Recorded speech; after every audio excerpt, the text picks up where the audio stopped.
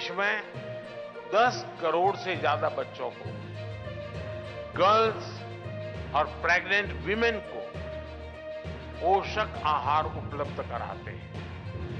अब समय है कि हम खाद्य वितरण कार्यक्रम को डाइवर्सिफाइड फूड बास्केट की दिशा में ले जाएं। इसी तरह हमें पोस्ट हार्वेस्ट लॉसेस को और कम करना है। क्या एक मंत्रालय का प्रभार बदलना भारतीय राजनीति के नए युग की शुरुआत है?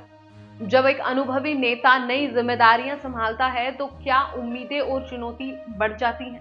नमस्कार, आप देख रहे हैं न्यूज और मैं हूं आपके साथ तनु शर्मा। आज हम बात करेंगे भारतीय राजनीति में हालिया मंत्रालय परिवर्तन की और इसके व्यापक प्रभावों की।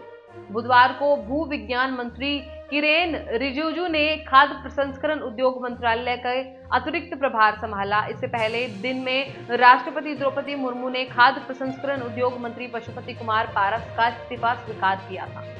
इसके बाद रिजिजू को खाद्य प्रसंस्करण उद्योग मंत्रालय का अतिरिक्त प्रभार दिया गया। सोशल मीडिया प्लेटफॉर्म पर एक पोस्ट में रिजिजू ने प्रधानमंत्री नरेंद्र मोदी को खाद्य प्रसंस्करण उद्योग मंत्रालय की अतिरिक्त जिम्मेदारी सौंपने के लिए धन्यवाद दिया। जब हम मोदी जी के साथ भारत की सेवा के लिए, लोगों का आशीर्वाद प्राप्त करने के लिए जनता के बीच में हैं, हम एक भी क्षण बर्बाद नहीं करेंगे ताकि भारत को मोदी जी के तीसरे कार्यकाल में दुनिया की तीसरी सबसे बड़ी अर्थव्यवस्था बनाया जा सके और उनके अंतिम लक्ष्य को पूरा किया जा सके, जो 2047 तक भारत को एक पूर्ण विकसित राष्ट्र बनाना है, उन्होंने कहा। एक अन्य पोस्ट में रिजिजू ने कहा, मैंने खाद्य प्रसंस्करण उद्योग मंत्री के रूप में औपचारिक रूप से कार्यकाल संभाल लिया है। मंत्रालय के सचिव और अन्य वरिष्ठ अधिकारियों के साथ बैठक की। प्रधानमंत्री नरेंद्र मोदी जी के कार्यकाल के पहले 100 दिनों के लिए ब्लूप्रिंट भी तैयार है।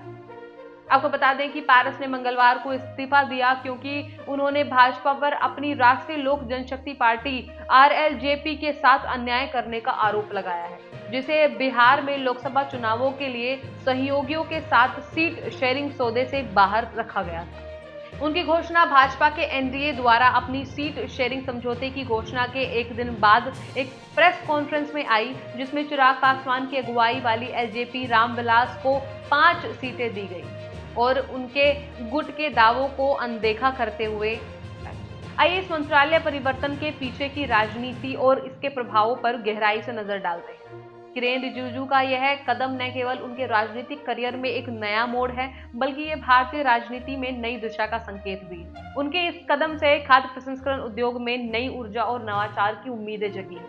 पशुपति कुमार पारस के इस्तीफे और उनके आरोपों ने भाजपा और उसके सहयोगियों के बीच के संबंधों पर भी प्रकाश डाला है। यह घटना बिहार में लोकसभा चुनावों के लिए सीट शेयरिंग समझौते की जटिलताओं को उजागर करती है और यह भी दिखाती है कि कैसे आंतरिक राजनीतिक तनाव और गठबंधन की राजनीति चुनावी रणनीतियों को प्रभावित कर सकती है। वहीं रिजिजू के इस कदम से भारतीय राजनीति में नए विकास की उम्मीदें जगी। उनके द्वारा खाद्य प्रसंस्करण उद्योग में लाए जाने वाले बदलाव और नवाचार भारत को 2047 तक एक पूर्ण विकसित राष्ट्र बनाने के मोदी जी के लक्ष्य की दिशा में महत्वपूर्ण कदम हो सकते हैं। इस मंत्रालय परिवर्तन से यह स्पष्ट होता है कि भारतीय राजनीति में नए दौर की शुरुआत हो रही है, जहां नेतृत्व और जिम्मेदारियों का नया संयोजन देश के विकास की नई दिशा तय करेगा। हमारे अगले वीडियो में हम इस मंत्रालय परिवर्तन के प्रभावों का विश्लेषण करेंगे और यह देखेंगे कि यह भारतीय राजनीति में किस तरह के बदलाव लाएगा। क्या यह चुनाव राजनीतिक विरासत और पारिवारिक बंधनों के महत्व को बदल देगा? इन सवालों के उत्तर और गहरे विश्लेषण के लिए एयर न्यूज पर आप बने रहिए। फिलहाल मैं तनु शर्मा आपसे विदा लेती हूँ, फिर मिलती हूँ एक नई अपडेट के साथ। तब तक के लिए आप देखते रहिए एयर न्यूज।